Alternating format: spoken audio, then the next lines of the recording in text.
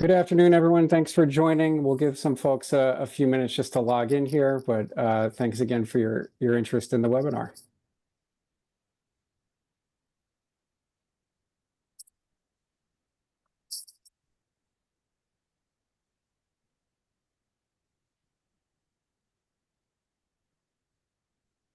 Again, I still see some folks logging on. Thanks for joining us. We'll get started in just a minute here.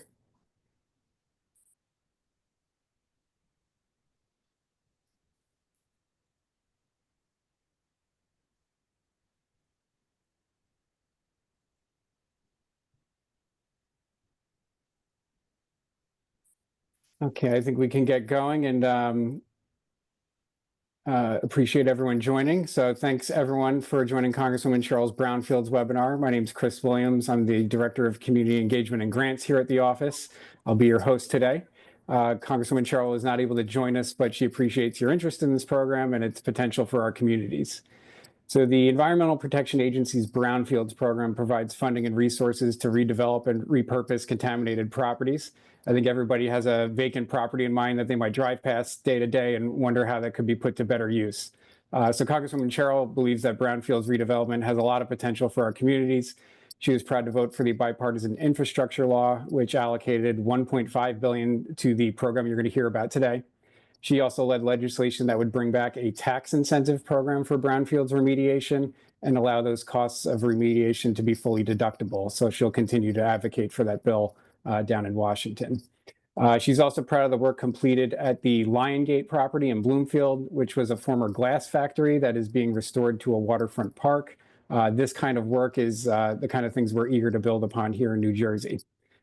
So with us today are representatives from the EPA Region 2 office, their technical assistance partner at the New Jersey Institute of Technology, and the New Jersey Department of Environmental Protection. So we're looking forward, and we'll hand it over to them in just a few. I just wanted to cover a few things before we begin. We are happy to share copies of the slides that you'll see today, along with some other helpful resources provided by the agencies. We're also recording this webinar, and it'll be available on our YouTube channel. So if you know of other folks that are interested, you can share it with them afterwards. If you have a question, please hold until the Q&A portion at the end, and please use the raise hand button, and I will bring you live to speak with the panel.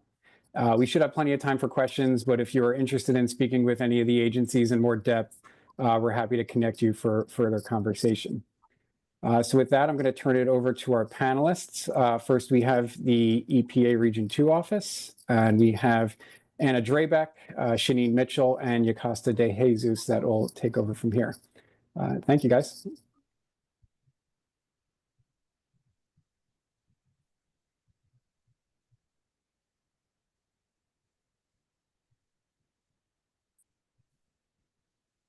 All right, I think we're good to go ahead and get started.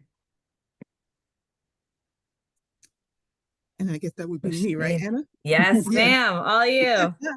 Hi, good afternoon. Good afternoon, everyone. My name is Shanine Mitchell. I'm the Regional Brownfields Coordinator, and I'm here to give you a brief overview of our Brownfields program and the Infrastructure Investment and Jobs Act, which we think is really great for understanding brownfields redevelopment.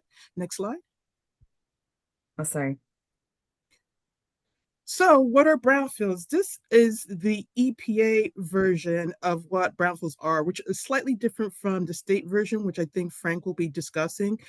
But a brownfield is a property that may be hindered by redevelopment because there may be real or perceived contamination on that site, and that contamination could be either hazardous or petroleum in substance. So that's why it's so important that these sites come through the Brownfields program, and they're slightly different from Superfund, where in Superfund you may have a responsible party, and we know what the contamination is like on that property. So our program was established to help identify what types of contamination, if any, are on sites that are abandoned and underutilized.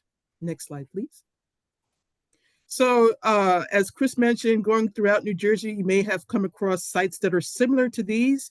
They vary in scope and size. Most likely they have been abandoned, but we've seen things come through our program as far as commercial, manufacturing, old industrial sites. As you can see in the collage, there are some gasoline stations that have come through our program as well. But as seen in the images, these are some of the typical brownfield sites that we've seen in our program, which includes New York, New Jersey, Puerto Rico, the U.S. Virgin Islands, and 8 tribal nations. Next slide. So let's talk a little bit about the Brownfields program. Right now, we are going through what we're calling our Infrastructure Investment in Brownfield Jobs Act, IIJA. It's been in progress since 2022. And the last year for our IIJA funding is 2026, but we received over $1 billion in appropriations for the Brownfields program. And that is to provide funding for our competitive program, which is the 104K. And it provides us funding to do, let's say, brownfields assessment, cleanup, revitalization.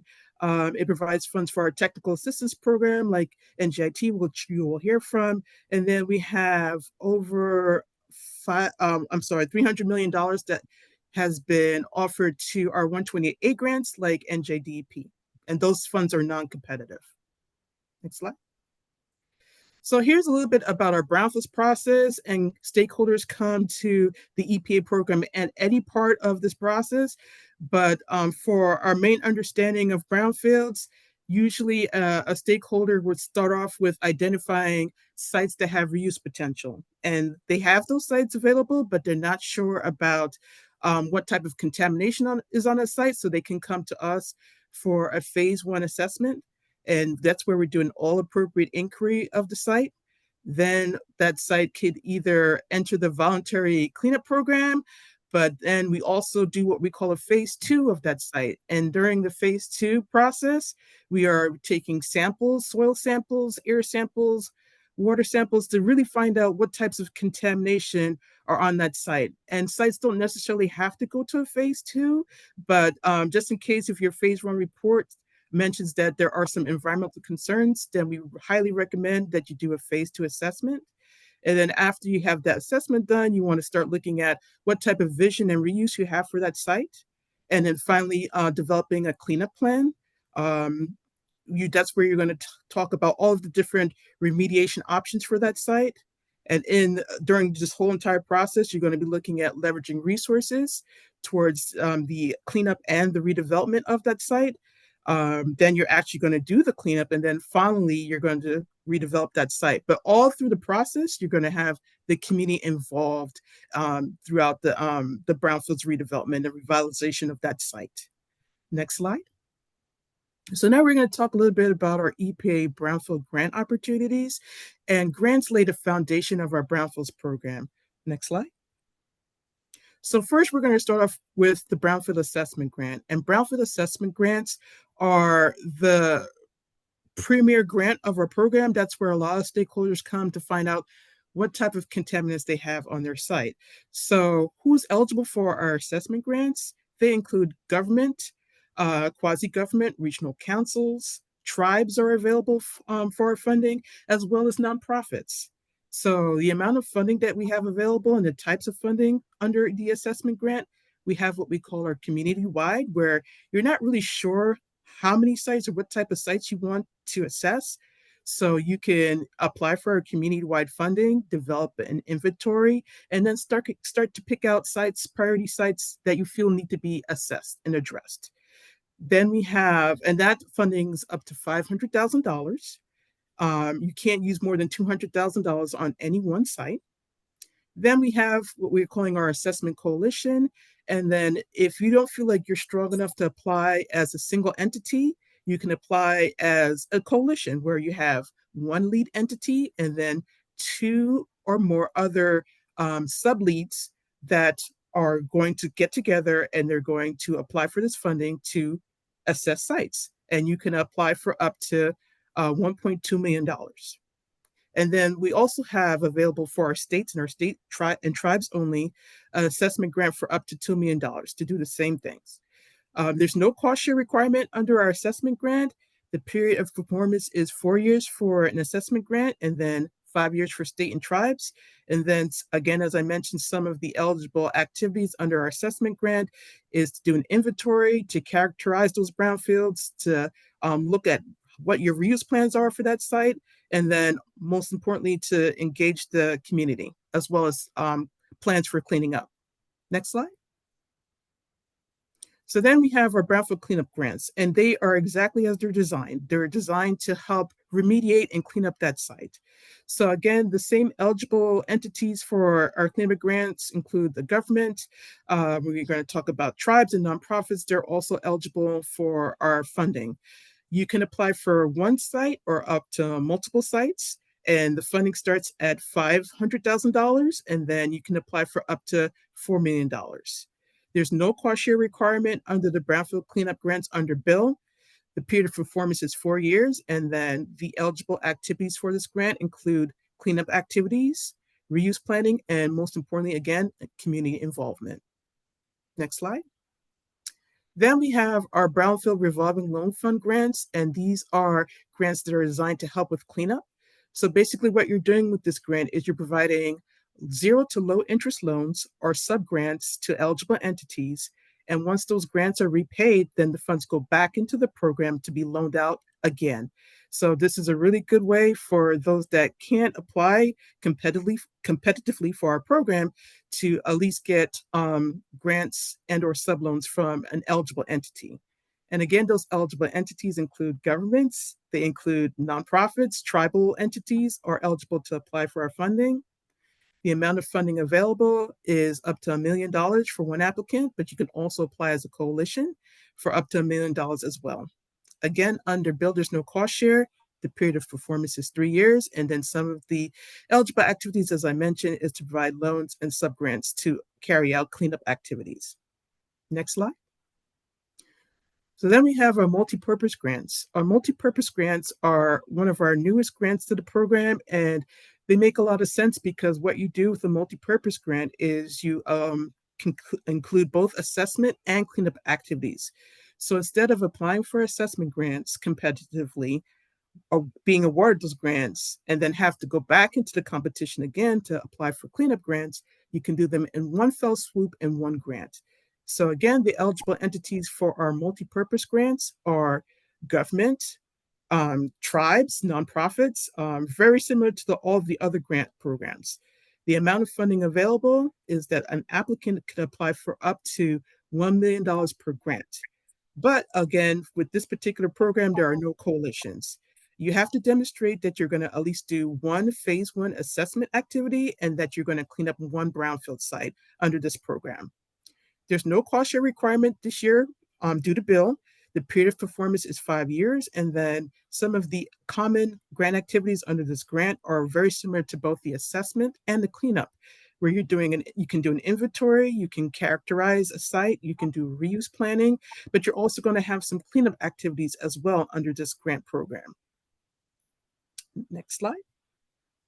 So here are just some typical redevelopment projects that have come through our program using some of our Brownfield funding, and some of these sites you may be aware of as you travel through New Jersey, sites similar to the, I believe one's the Red Bulls Arena, and then we also have some sites including the Jersey Gardens Mall that is in Elizabeth, New Jersey. So we're really proud of some of the redevelopment projects that we were able to have happened through our Brownfields program. Next slide. So another really good grant program that we have that's available is our Brownfields Job Training Program. And this has a really good environmental justice twist to it. So through this program, we're able to recruit and train and place individuals that have been impacted by brownfields into sustainable environmental jobs. And the eligible applicants include, again, very similar to the other programs, government, tribes, nonprofits. Our program is community-wide, up to $500,000. There's no cost share requirement. The period of performance is 5 years. And then some of the eligible grant activities include getting individuals trained in OSHA 40 hours, which is a requirement of the program. But you're going to work with your local employers and you're going to work with your local trainers to establish an environmental curriculum that will get folks sustainably employed. Next slide. And then we also have this wonderful program, which is the 128A, which I mentioned a little bit earlier, but we provide funding through a grant program to state, territorial, and Indian nations for them to develop their response programs. And NJDEP is a recipient of that funds, which we'll hear probably a little bit about later through their Brownfields program, but we're really excited to help support our states. Next slide.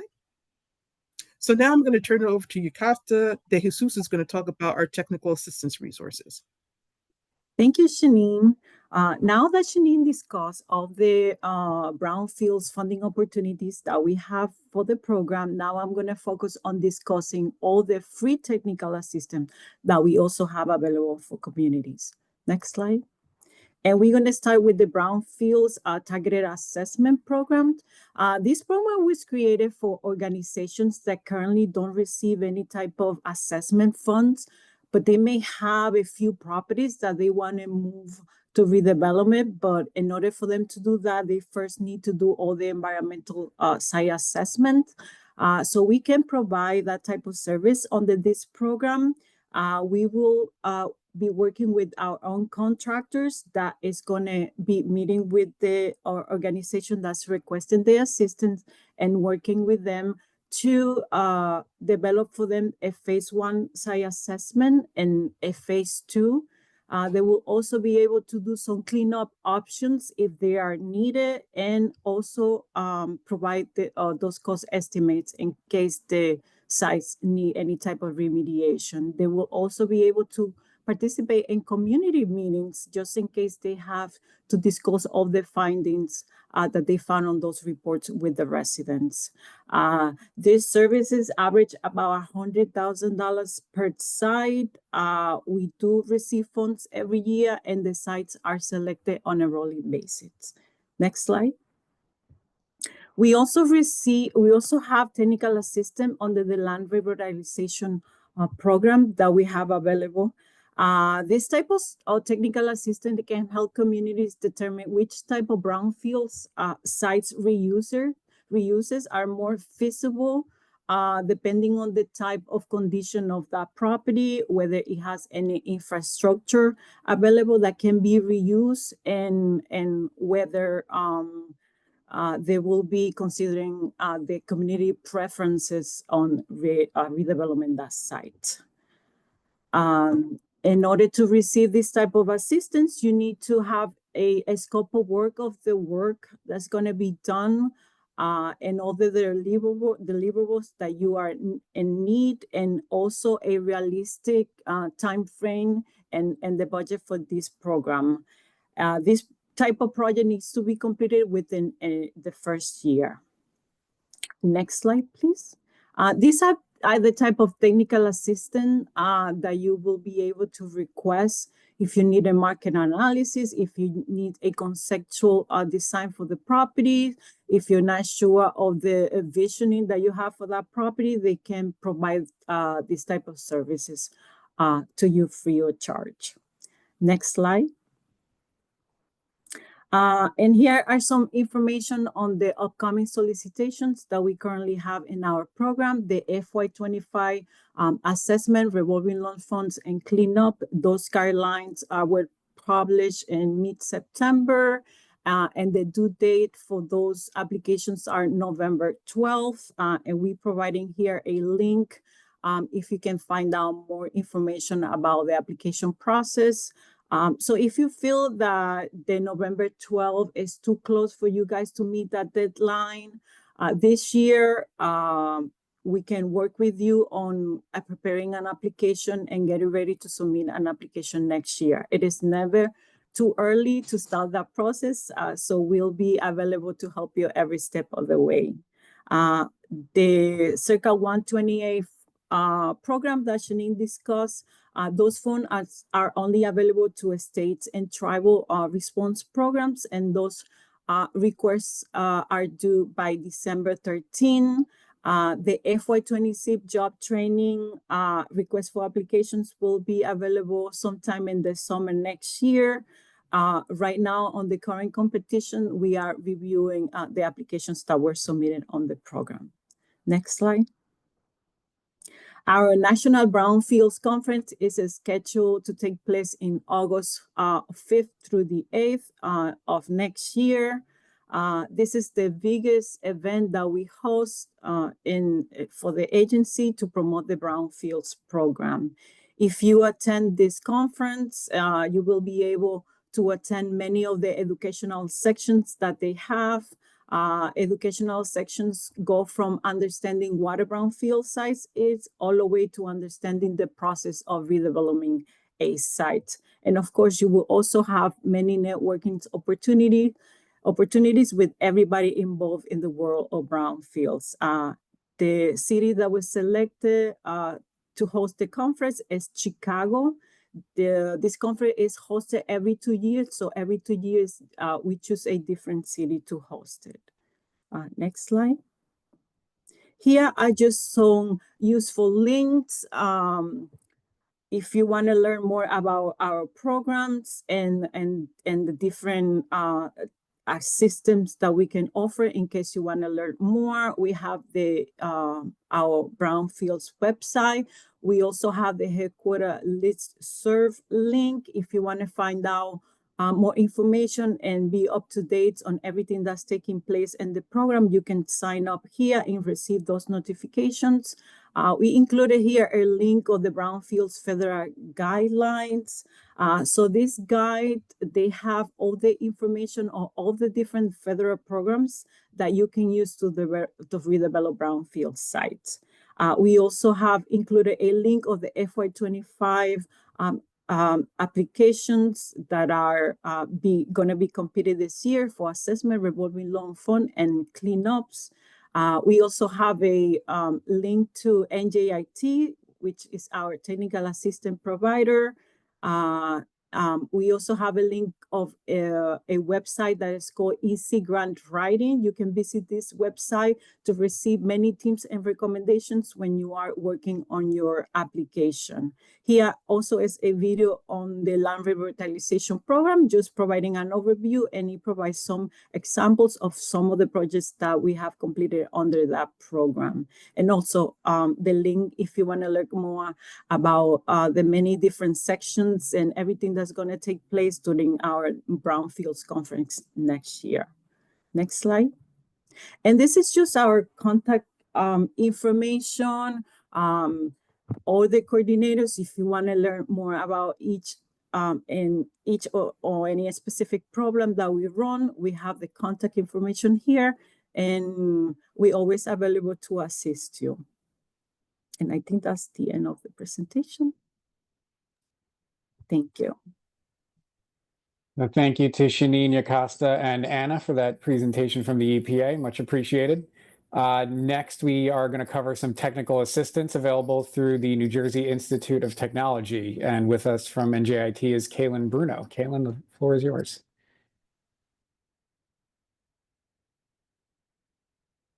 All right.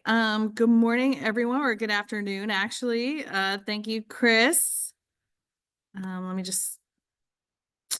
All right. My name is Kaylin Bruno. I am a professional geologist. I am also a New Jersey licensed site remediation professional, and I am Director of Environmental Services at New Jersey Institute of Technology, Technical Assistance to Brownfield Communities Program, or just NJIT TAP for short.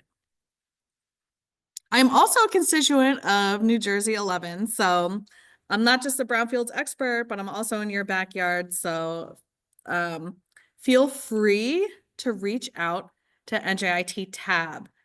And that keyword is free. We have a grant through the EPA to provide free technical assistance to communities in Region 2. So as Shanine said, that includes New Jersey.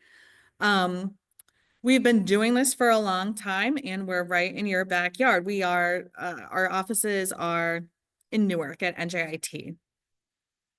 If you remember two things from my presentation today, it's one, that we're an independent resource. So We do have funding through EPA, but we're not just here to assist communities that have an EPA grant.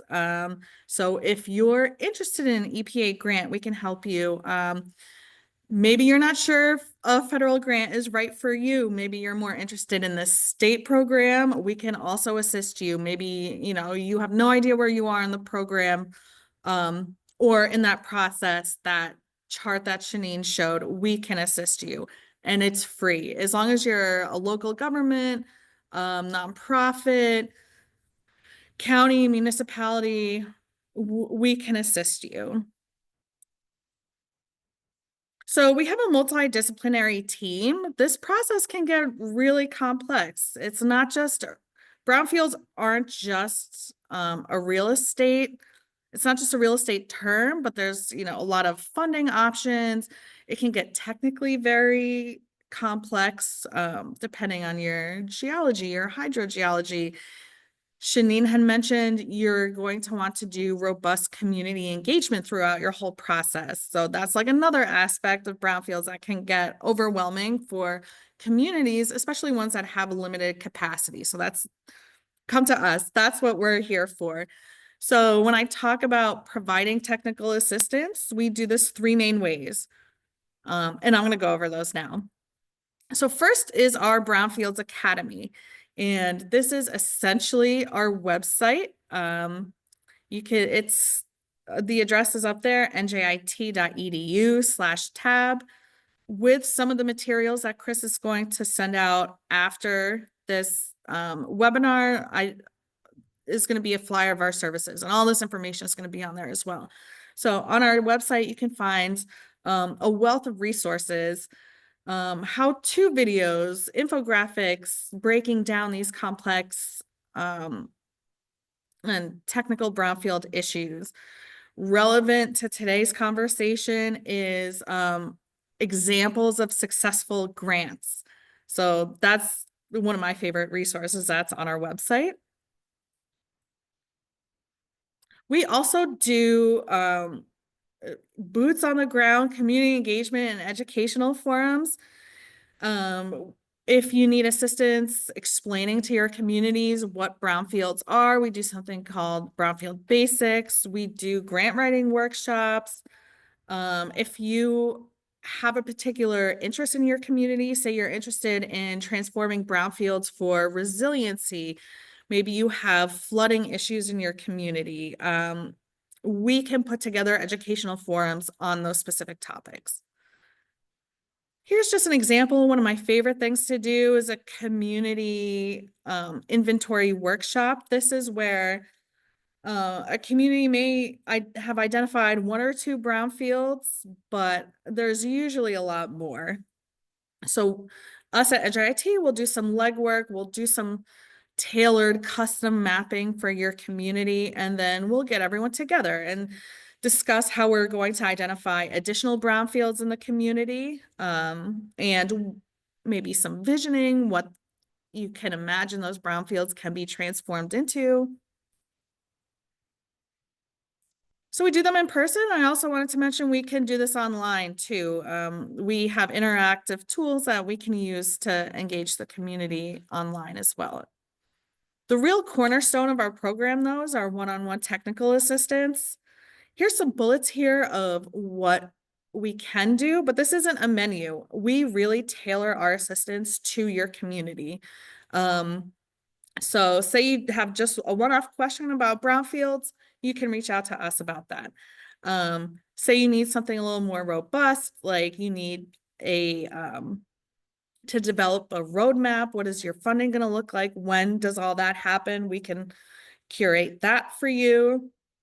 We can help you prioritize your sites if you have a lot in the community. And here I just want to run through some examples of real things that we've done for communities. So on the right is a map of a site. This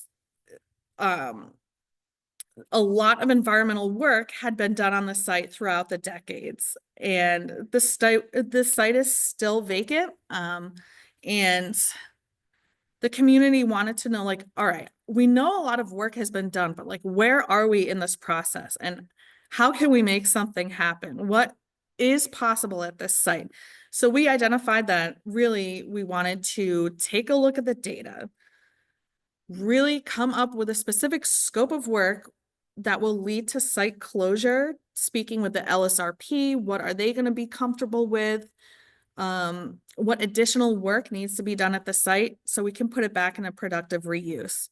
Then we did some additional mapping with like showing flooding areas and suggesting some areas where development is possible. So that's one example. On the left is a community wanted us to do an exercise where they have a ton of brownfield sites, but they were looking for particular sites of a particular size and that are at a certain point in the process. So we were able to put some mapping together for them.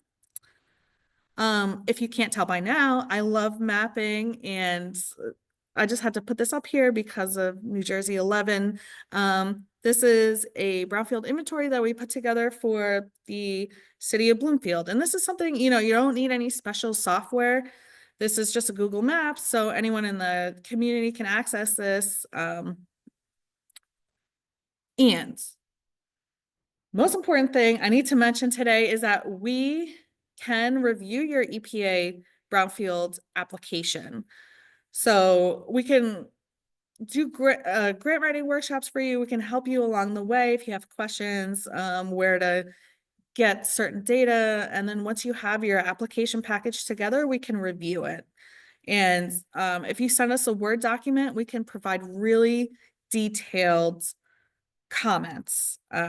We don't just make suggestions, we show you like where you can find the information. So this last slide is how you can contact us. And that's it for me. Thank you. Thanks, Kaylin. That's great. Yeah, we know that a lot of organizations in our communities, some of them, whether it might be a small town or a smaller nonprofit, that technical assistance can be really helpful. You know, there's no secret that federal money, you know, does have a lot of requirements. There's a lot of things that go into it, but we appreciate someone like NJIT coming in and making the process a lot more manageable. So definitely encourage everyone to take a look at what NJIT can offer here. And I do just want to mention, this is a common question we get asked is, how do you apply for our assistance? There is no application process. Now, you know, we've met virtually, just feel free to reach out, and that's it. Thanks again, Kaylin. And closing us out is Frank McLaughlin with the New Jersey Department of Environmental Protection. Over to you, Frank. There you go. Can everybody see that, Chris? Hi, my name is Frank McLaughlin. I manage the Office of Brownfields and Community Revitalization for the New Jersey Department of Environmental Protection. I've been doing brownfields work for 20-something years and have been a New Jersey Department of Environmental Protection employee for 30-something years. So it's great that you were paying attention today, and it was great to have our my partners at the Environmental Protection Agency and NJIT present before me. All right, let me move this to the next slide, if I can do it.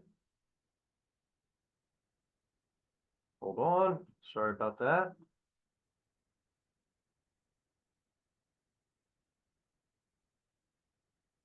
Okay, sorry about that.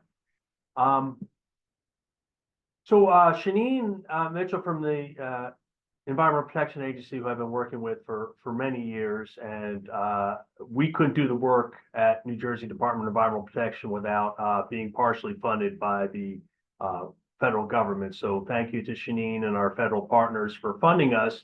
And we've done amazing work with some of the grant programs we have in the state, some environmental professionals like myself in the state, and of course, also EPA grant money and money to run our program.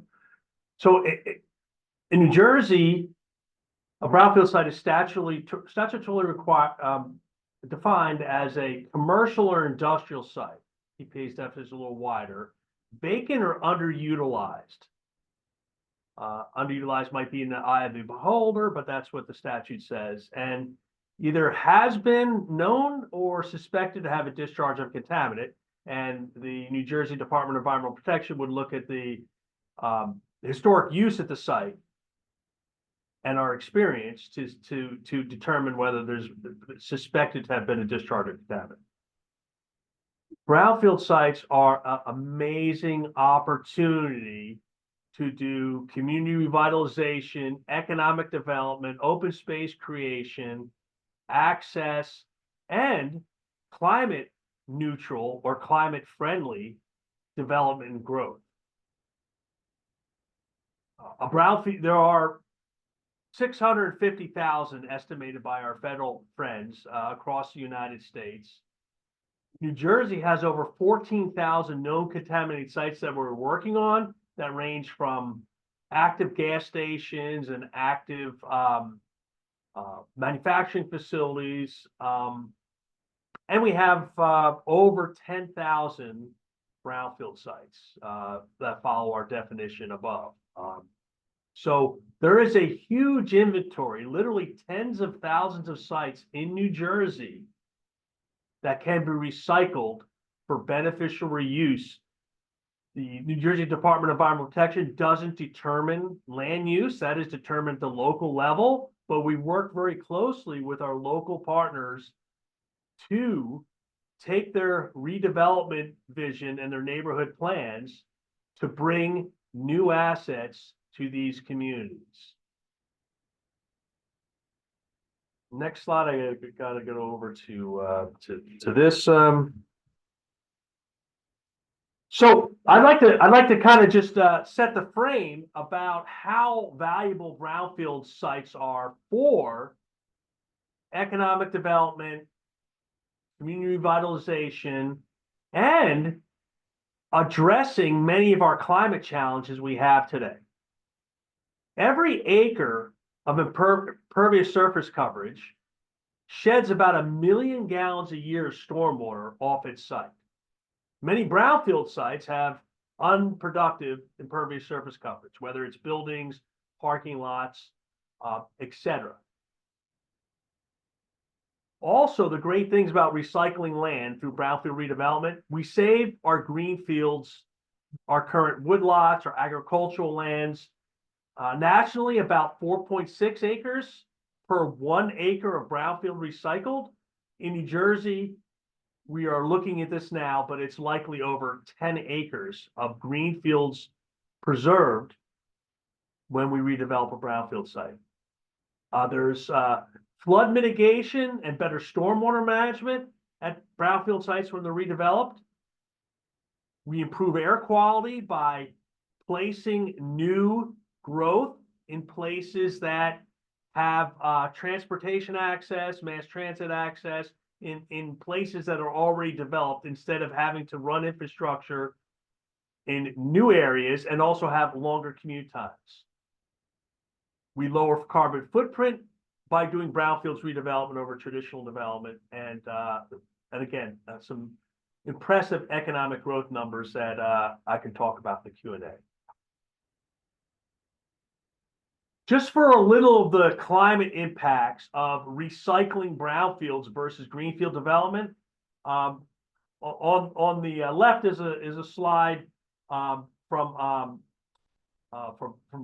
actually University of California research published in the New York Times showing the Northeast Corridor, and basically looking at the carbon footprint from all sources of carbon emissions, from transportation, your house, other sources. The green areas are less than 20, the red areas are more than 60, and what you can see is our Northeast Corridor going from basically the New York metropolitan area to the DC metropolitan area. You see a lot of red there. But if you look closely at New York City, Philadelphia, Baltimore, Washington, D.C., even Richmond, there's a green core there. That extends into our urban counties of New Jersey. Essex County, Hudson County, Union County, counties close to New York City, they are also green. So If we want to have economic growth and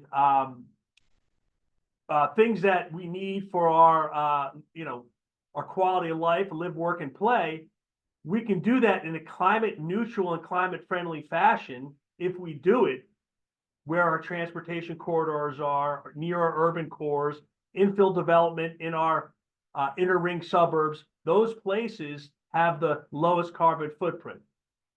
Looking closer to New York City, this is just a transportation carbon footprint. And you see the green area from the New York and the 5 boroughs and western Long Island extends well into northern New Jersey, from lower Bergen County all the way through to upper Middlesex County and out to our eastern areas of places like Morris County.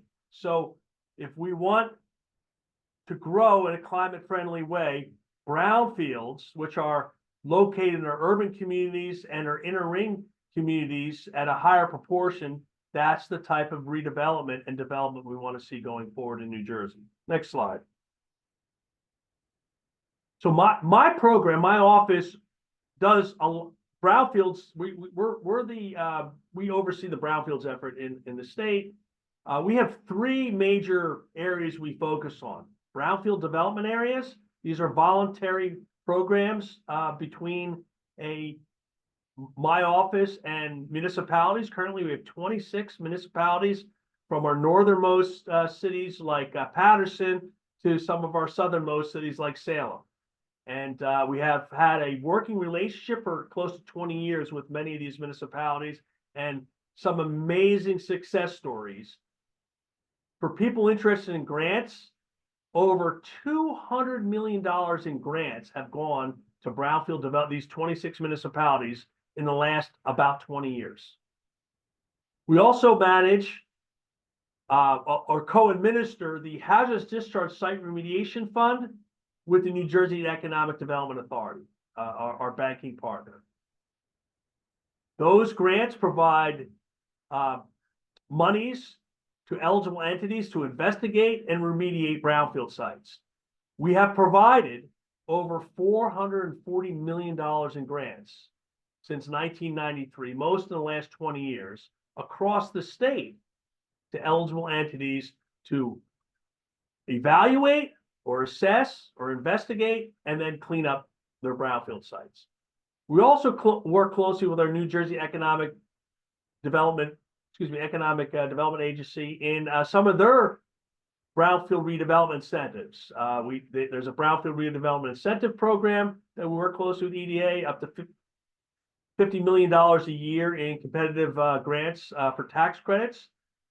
And also EDA has a robust Aspire program. I just worked closely, well, actually a staff member of mine worked closely on the largest contaminated site land redevelopment in the state at the 418-acre former NL Industries site in Sherrill.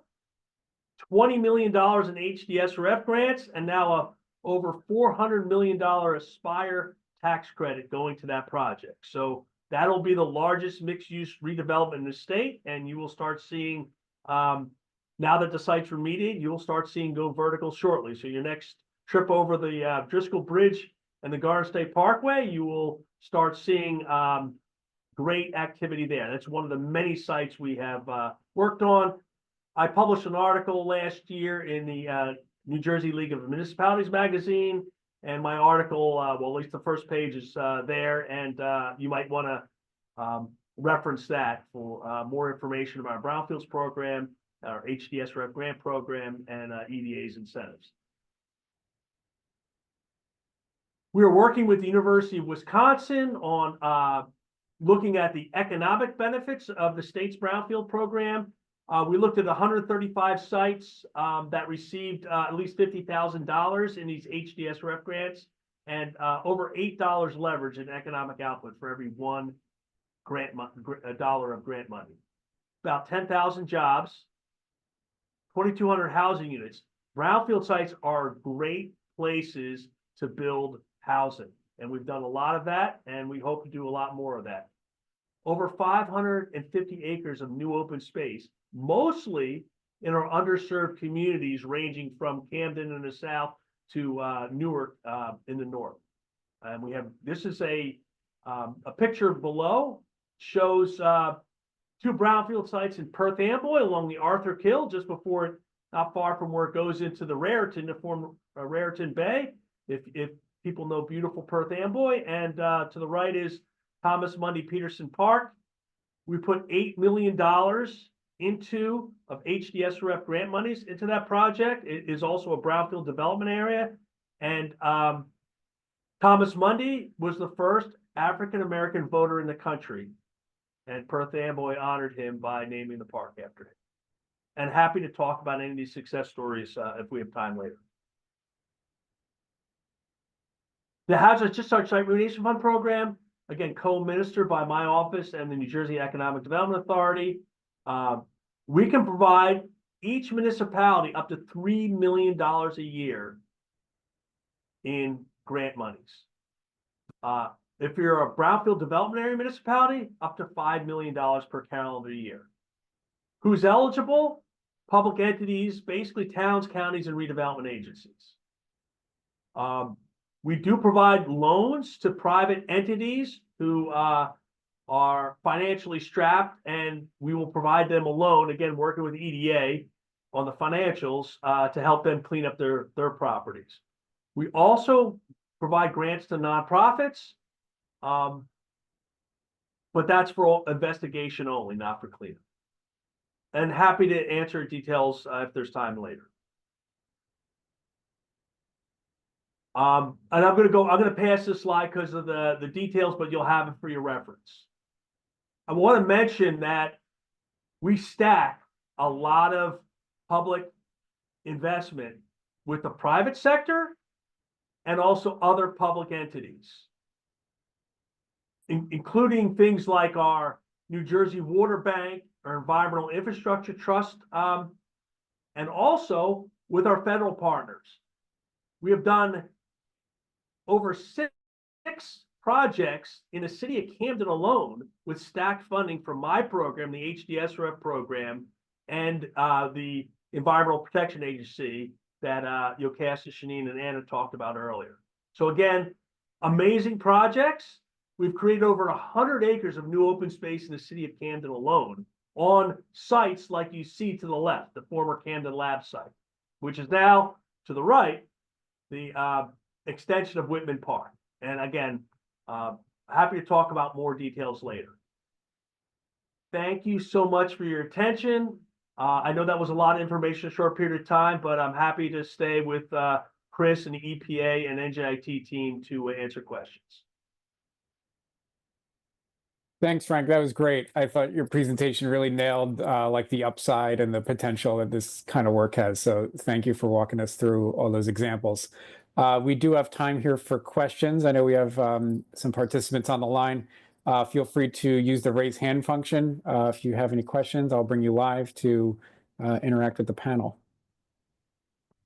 While we're waiting to see if anyone has any questions, we will send out the slides from the webinar, as well as some of the resources our panelists mentioned as well.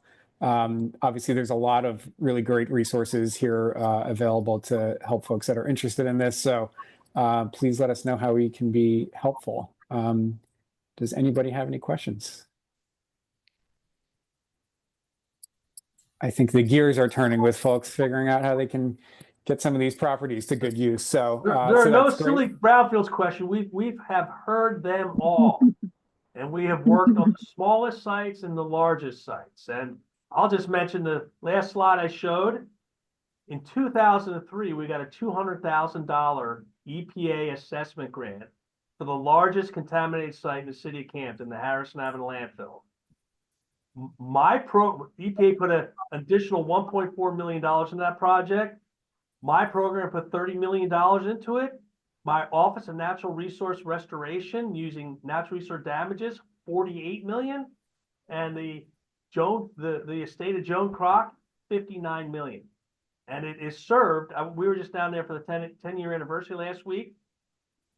Over 2 million people have been served in the Camden region in the last 10 years through medical clinic, food pantry, over 1 million pounds of food given out. So to think about the power of transforming a brownfield site for community benefit, whether it's open space, a community center, schools, new parks, new housing, is just amazing. And we have examples throughout New Jersey to assist people with. And of course, with Kaylin and NJIT on, they are educational assistance and outreach. And the three of us, DEP, EPA, and NJIT, will help you with your site so you can have an amazing transformation, whether it's a park, housing, school, new business. We've done a lot of business redevelopment too across the state. So Yeah, one thing I loved jumped out at me when looking at some of the recent awards were in the Camden area, you had a couple different entities. You know, you had a nonprofit in community development, you had the city, you had the county. So within a community, there could be several organizations that might be a lead applicant or give you a few bites at the apple on this kind of stuff. I also know that the new housing law and our Mount Laurel housing obligations were coming up on a new round. This is a great opportunity to redevelop a site that you want to put back into good use rather than taking more land and preserving that open space and not encroaching on the environment. So we've got a couple questions here. Let's go to Priya first. Priya, you should be Hi live there, here. can you hear me? Yes, we can. Okay, great. So my question is this. We have a former gas station located within our municipality, as I'm sure many other towns in New Jersey also have these, defunct gas station sites. We would like, it sits right next to the East Branch of the Rahway River. It's also a historical site. It's, I believe, where the Battle of Springfield commenced in our town, so it does have historical significance. It's on the corner of two busy streets, one of which leads into a different county. So it's kind of at the crossroads. It would serve as kind of a nice gateway into our town. So lots of, it checks a lot of boxes. To create a pocket park or a place for EV chargers. It's really close to 78. Anyway, it's a great location for redevelopment. My challenge is this: how do I convince our elected officials to, I guess, take on the responsibility? Now, the site, because it was a former gas station, there were gas tanks that were leaking that were removed. My understanding is that in the state of New Jersey, the polluter pays and is always responsible. But what kind of case can I make to our elected officials to, take on this site as a project for redevelopment? Chris, I can answer that. First, Rahway is one of our brownfield development area communities. So they're one of the 26 municipalities we have a voluntary partnership. You may have noticed, if you're of my generation, the transit-oriented development around the Rahway train station, a lot of those were brownfield sites. We did a park along the Rahway River about 15 years ago. So we have a successful track record working with the local leadership in Rahway on challenging brownfield sites. Just to be clear, the site that I'm referencing is not located in Rahway. It's adjacent to the East Branch of the Rahway River, but we are not in the town of Rahway. Yeah. So what I'll tell you about gas stations are, gas station dry cleaners are our most challenging sites. What we've done with several major cities in my program is we have worked with the municipality. If the gas station owner, the property owner, is recalcitrant and has been not doing what they're supposed to do because they were the discharger, there is an option for the city to basically, especially if the property owner hasn't been paying taxes, the people not doing the environmental work are often not paying their taxes. The city can foreclose on the property. They can, there's tax sale certificates often that the city can purchase. Once the city has site control and we can provide a grant, and I think EPA is very similar in that. Once there's site control and at least partial ownership through like some tax lien, we can provide grants. And I'll let Shaneen or Yocasta talk more about, but that the municipality would have to step up and take that action to start getting at least partial ownership of the property. But then the grants could freely flow to the municipality. Shanine, Yocasta? Can I just ask, I'm sorry, Shanine, just quickly, and I don't want to monopolize this conversation, but they are paying their taxes. And they don't want to sell the property. They want to redevelop it as a gas station because they feel like that's been the historical usage of that lot. So basically, we're kind of at this impasse. But they have been paying their taxes. They are following the rules. They have been jumping through all the required hoops that DEP has set for them. So they're doing everything that they need to do. They just don't really want to sell us the property unless we allow them to turn it back into a gas station. Yeah, unfortunately, land use is decided locally. So, DEP and EPA cannot help out until local leadership wants to move forward. And if they're in compliance basically with all the DEP laws, there's little we could do, but you can always email me, Priya, and happy to have a follow-up conversation. And Priya, our office is happy to help in any we can to facilitate some of this conversation. I know the mayor was interested in this property as well, so glad you were here. And if we can keep the conversation going, we are happy to. Appreciate your interest in it. Shanine, anything to add, or Yocasta, anything to add to that? I was just going to add, piggybacking off of what Frank mentioned, and the good thing about the EPA assessment program is that you don't have to own the site to get the property assessed. So at least you can go as far as getting the property assessed while you're working out the ownership issues. But I would also recommend maybe what we can do too, in partnership with NJDEP and NJIT, is to have those discussions with the mayor and with some of the municipalities that are involved, that are engaged in this project, just to sit down and talk about how we can have maybe additional discussions with the owner. And NJIT is good for that. We're also good for that as well, and be more than willing, happy to assist on that end.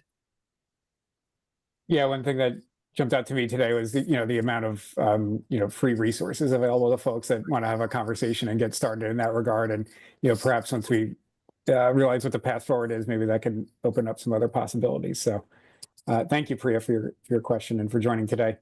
Thank you all. I believe I saw Richard's hand up. We have time quickly. If Richard, if you still have a question, I'll bring you live here just in case. But if we answered it, that's all good too. Hey, good afternoon, everyone. Can you hear me? Yes. Okay.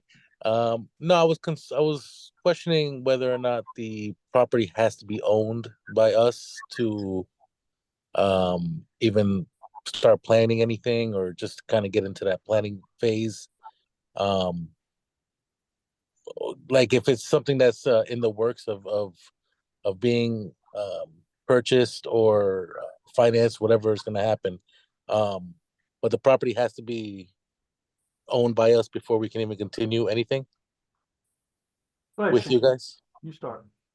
No, not at all. Actually, we encourage you to come to us and get the site assessed before you purchase it. Because once you purchase the site, any environmental conditions that are on the site, you become the responsible party. So it's always good to either reach out to us and get a recommendation or get an assessment before you consider purchasing the site. And through our program, as I was mentioning, if you're planning on applying for a grant, that's exactly what our assessment grants are designed for you to come in and competitively get funded to assess that site. Or what we have is our targeted brownfield assessment as well, which is free of charge, where you can come to us and our contractors do the assessment work for you. And a lot of municipalities, a lot of stakeholders come to us for that particular type of technical assistance. And you don't have to own the site. Yes, and I just want to add to that you will need to get access from the owner in order for the contractor to be able to access the property. That will be the only, the main requirement is for you to get access from the owner. Okay. Yeah, you guys are providing a lot of assistance together with NJIT. But that's good to know. Good to know. Thank you. Okay. All right, and we are at time here. So again, we appreciate our panel for joining. This is a lot of really good information, and we'll make sure it reaches all of our towns, even beyond those that participated today. Thank you, everyone that was able to join. We hope this was helpful to you. We're here to be a resource if we can facilitate any discussions going further. If you want to connect with any of our panelists, we're happy to do that. You'll get the slides, you'll get a lot of resources and an email from me in the next day or so. But again, thank you all for joining. Hope you have a great rest of the week, and take care. Thanks, Thank Chris. you. Thank you, Anna. Thank you. Thank you, everybody. Take care. Thank you. Bye-bye. Bye-bye.